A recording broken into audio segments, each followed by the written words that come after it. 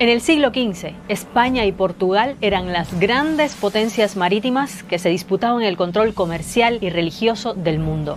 Cuando Cristóbal Colón volvió de su primer viaje a América, empezó una pelea entre los dos reinos, arbitrada por la Iglesia Católica para ver quién tenía el derecho sobre esos territorios. Tras duras negociaciones, acordaron repartirse el globo. Trazaron una nueva línea que dividía las zonas de navegación del Océano Atlántico y del llamado Nuevo Mundo en el histórico Tratado de Tordesillas. En él se decía que todo lo que quedaba al este de la línea divisoria pasaba a manos de la corona portuguesa y lo que quedaba al oeste a manos de la corona castellana. Es por ese acuerdo que cuando el navegante luso Pedro Álvarez Cabral llegó a la actual costa de Bahía en 1500, Brasil cayó bajo control de Portugal.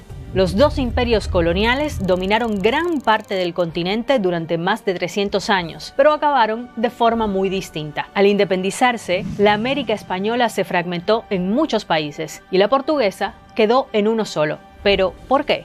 Para entender los distintos rumbos que tomaron Brasil y el resto de América Latina, es importante hablar a grandes rasgos de las diferencias entre los dos imperios a partir de mediados del siglo XVIII. La primera es la organización de los territorios y las consecuencias que tuvo. Para facilitar el control de Brasil, Portugal había separado la colonia en dos. Esa división fue pensada para integrar más el interior de Brasil al comercio portugués de ultramar. Las corrientes del Océano Atlántico hacían que desde Maranhão fuera más rápido navegar hasta Lisboa. Además, Brasil estaba dividido en capitanías generales, cuyos centros de poder se concentraban principalmente en ciudades costeras como Río de Janeiro, Salvador de Bahía y Recife. Era relativamente fácil viajar de una a otra comparada con el Imperio Español, y eso facilitaba que hubiese relación entre las élites políticas y en los distintos puntos de poder. La América Española, en cambio, era mucho más extensa y la forma en la que estaba dividida, incluso geográficamente, era más compleja y fragmentada. Iba de lo que hoy es parte de Estados Unidos hasta el Cono Sur y se dividía en 4 grandes virreinatos y 4 capitanías generales. El hecho de que España no les permitiera tener relaciones comerciales entre ellos durante siglos hizo que tuvieran pocos vínculos y se administraran de forma local. Otro elemento importante era la Iglesia Católica. Tanto en las colonias españolas como en la portuguesa tenían un rol fundamental en el control de la vida cotidiana y política. En Brasil estaba organizada alrededor de un solo arzobispado, el de Bahía. Eso reforzaba los vínculos entre las diferentes partes del territorio portugués que respondían ante un solo centro religioso. En América Española, en cambio, la iglesia estaba dividida en 5 arzobispados, lo que contribuía a que la organización de los territorios españoles fuera aún más independiente. ¿Y qué pasaba con la gente? Bueno, ambas sociedades estaban formadas principalmente por una élite minoritaria de ascendencia europea, una enorme población de mestizos que transitaban entre estratos sociales y trabajadores esclavizados que podían ser indígenas o africanos. Pues bien, todos estaban sujetos al poder de un rey que se encontraba a miles de kilómetros. En ese momento, América Española estaba bajo la dinastía de los Borbones y Brasil bajo la de Braganza. Otra diferencia entre las colonias eran las élites políticas y su relación con el poder local. En Brasil, el poder político de las élites estaba basado en el control de tierras por parte de una oligarquía terrateniente y en el aparato burocrático formado por jueces y magistrados. La corona portuguesa no permitía que se abrieran universidades en Brasil. Se cree que era una forma de control intelectual, una manera de evitar que eso fuera un germen de demandas independentistas. Así que los burócratas se tenían que educar principalmente en Portugal, en concreto en Coimbra. El hecho de que todos estudiaran en la Universidad Portuguesa ayudó a tejer relaciones entre las élites locales brasileñas y cimentó su identificación con la metrópoli. Aunque los nacidos en Portugal, los llamados reinões, solían ocupar los cargos más altos de la administración pública, en el siglo XVIII ya no había tanta distinción entre ellos y los brasileños, los nacidos en la colonia. En el pasado la relación entre estos dos grupos había sido tensa, pero lo que contribuyó a esa integración fue el hecho de que la corona hizo decretos para ampliar el acceso de los brasileños al poder político local. Y eso es importante porque fue justamente lo contrario de lo que ocurrió en Hispanoamérica. Allí la distinción social entre las élites era mucho más marcada. Por un lado estaban los peninsulares, que venían de España y eran la minoría que ocupaba altos cargos políticos y administrativos. Por el otro estaban los españoles nacidos en América, los llamados criollos, Muchos eran terratenientes, ganaderos o comerciantes, y ya a mediados del siglo XVIII eran los que tenían el poder económico. A pesar de eso, ocupaban los puestos más bajos en la administración. Se sentían discriminados porque, aunque también eran españoles y tenían recursos, no estaban involucrados en los asuntos gubernamentales de más alto nivel. Esta percepción empeoró tras las reformas de Carlos III, que buscaban recrudecer la política centralista de España en las colonias. Algunos de los cambios impulsados por este rey Borbón supusieron la reestructuración de la administración colonial y la subida de impuestos en América. Uno de los motivos es que España sufría una profunda crisis económica y necesitaba dinero para financiar las guerras contra otras potencias como Inglaterra.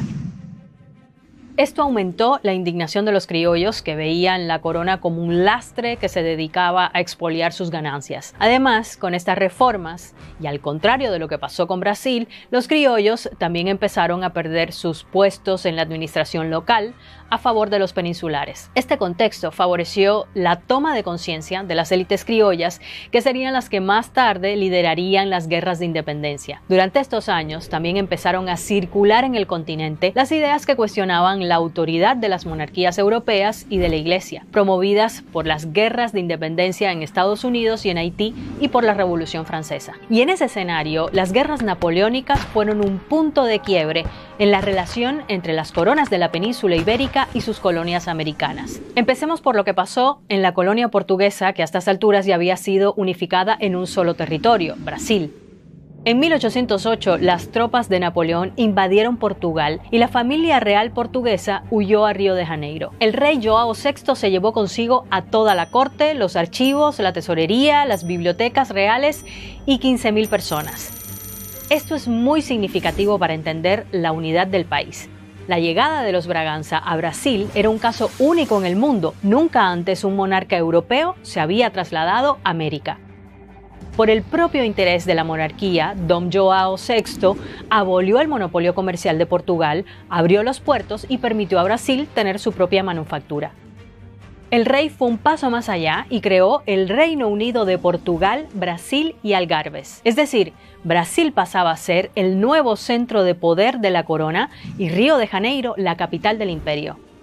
Ahí se instalaron grandes instituciones como el Consejo de Estado y la Corte Suprema, entre otras. También se abrieron las primeras universidades. Con el fin de la dominación francesa en Portugal, empezaron revueltas que pusieron presión a Dom João para que regresara a Lisboa y estableciera una monarquía constitucional. Así lo hizo. En 1821 dejó a cargo a su hijo, el príncipe regente Dom Pedro. Pero las cortes portuguesas ponían presión para que Brasil volviera a su estatus original de colonia y exigían el regreso de Don Pedro por miedo a que liderara un movimiento independentista. Pero las batallas contra los portugueses ya habían comenzado en Pernambuco en 1821 y Don Pedro terminó por desafiar a las cortes y declarar la independencia de Brasil en 1822. Esta fue quizás la principal razón por la que Brasil llegó unificado a su ruptura con Portugal. La independencia se consiguió con la participación de la misma familia real portuguesa, que ya tenía una corte e instituciones establecidas en la colonia y había reprimido revueltas de las élites locales que en los años anteriores habían intentado pedir más autonomía y pagar menos impuestos. Pero ¿cómo Brasil logró mantenerse como un solo país después de la independencia? Brasil era el país del mundo con más esclavos y la reciente independencia de Haití, que había estado liderada por esclavos, asustaba a parte de las élites. El establecimiento de una nueva monarquía central, con Don Pedro I como emperador, era una forma de mantener el orden público ante una potencial revuelta. Durante el imperio hubo rebeliones que buscaban separar partes de Brasil o convertirse en repúblicas, pero para la corona fue más fácil reprimirlas, ya que las élites locales no las apoyaban completamente por miedo de que un desorden social les quitara el poder. O sea, tener el país unificado bajo un único gobierno en aquel momento hizo que las élites lograran mantener sus privilegios y la estructura de la esclavitud. Bueno, ¿y cómo impactó la invasión napoleónica a Hispanoamérica? Napoleón Bonaparte también invadió España en 1808. El rey Carlos IV y su hijo, Fernando VII, abdicaron a favor del general francés, y Napoleón cedió el trono a su hermano, que se coronó como José I. Pero en las colonias, la élite criolla Castilla no reconoció al nuevo monarca francés. Esto dejó un vacío de poder en las colonias que los criollos aprovecharon para crear sus propios gobiernos locales, las llamadas juntas de gobierno, y promover movimientos emancipatorios. Así es como en 1809 empezó una oleada independentista y la región entró en un largo y complicado proceso de fragmentación. A diferencia de los vecinos brasileños, estos territorios no tenían una experiencia compartida de gobierno. Además, ninguno de los nuevos centros de poder que surgieron durante esta época, como México o Buenos Aires, tenían poder militar para reunir todo el territorio bajo su liderazgo. Cuando Fernando VII regresó al poder en 1814, intentó someter otra vez las colonias a la corona española en lugar de garantizar la autonomía que habían conseguido después de años de autogobierno. La decisión de Fernando VII profundizó el resentimiento de las élites criollas y le dio más fuerza a los movimientos pro independencia. Las guerras de independencia fueron conflictos armados complejos que durarían muchos años, pero bueno, este tema daría realmente para otro video. A pesar de la división que vivió la América española, también hubo proyectos unionistas, pero estos fracasaron. Desde la Gran Colombia, formada por las actuales Colombia, Ecuador, Venezuela y Panamá, y liderada por Simón Bolívar, hasta las Provincias Unidas del Río de la Plata, que querían una monarquía bajo un rey europeo, una propuesta que nunca se concretó. Este territorio se separaría en partes que hoy son Argentina, Paraguay, Uruguay y Bolivia. En Brasil, el periodo imperial, que vino después de la declaración de la independencia, fue marcado por intentos de crear todo un imaginario de identidad nacional y reprimir violentamente los movimientos que fueran en contra. En América hispanohablante acabarían surgiendo 18 estados. El último en nacer sería Panamá en 1903. Las independencias de las colonias de España y Portugal en las Américas fueron solo el principio de un proceso de consolidación que continuaría hasta el siglo XX, dando lugar al mapa político, económico y cultural que conocemos hoy.